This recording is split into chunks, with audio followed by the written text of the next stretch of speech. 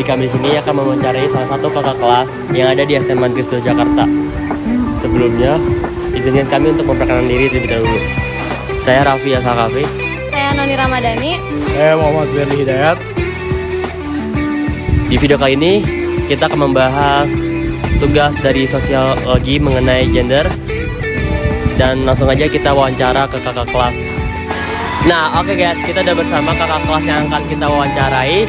Sebelumnya kita bertahu kan namanya siapa?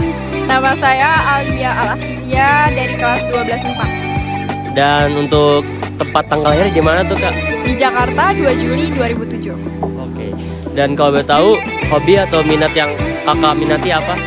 Hobi saya itu menari dan minat yang saya ambil di jurusan saya itu hukum. Oke.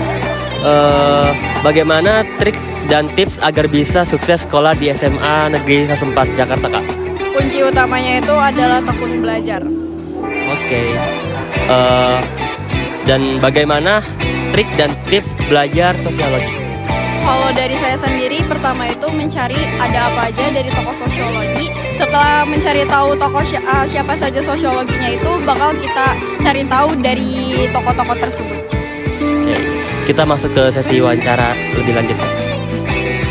Oke, masuk ke pertanyaan pertama ya kak.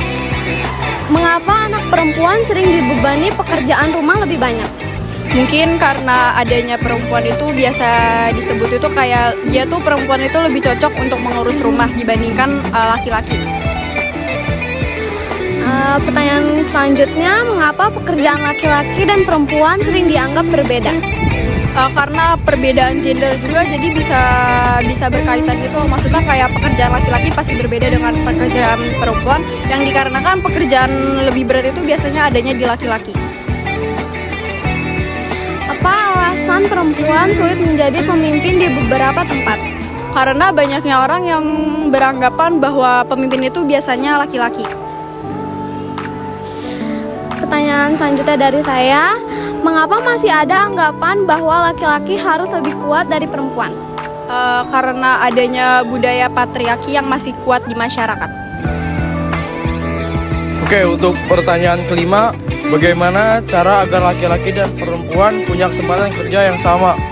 Mungkin karena adanya beberapa langkah yang dapat dilakukan menegakkan hukum ketenagakerjaan yang melanggar diskriminasi gender. Oke, untuk pertanyaan keenam, mengapa isu kekerasan berbasis gender masih banyak terjadi meskipun sudah ada peraturan perlindungan hukum? Karena penegak hukum itu belum sepenuhnya baik. Oke, untuk pertanyaan ketujuh, bagaimana norma sosial dan budaya memengaruhi kebebasan berekspresi gender di masyarakat?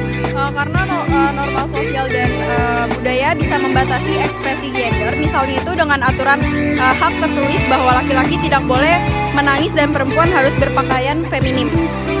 Oke kak, pertanyaan ke-8, menurut Anda bagaimana cara yang tepat untuk menciptakan kesetaraan gender di lingkungan sosial? Dengan adanya edukasi sejak dini. Oke, terima kasih kak. Demikian tugas wawancara dari kelompok mengenai gender. Mohon maaf apabila ada salah kata. Wassalamualaikum warahmatullahi wabarakatuh.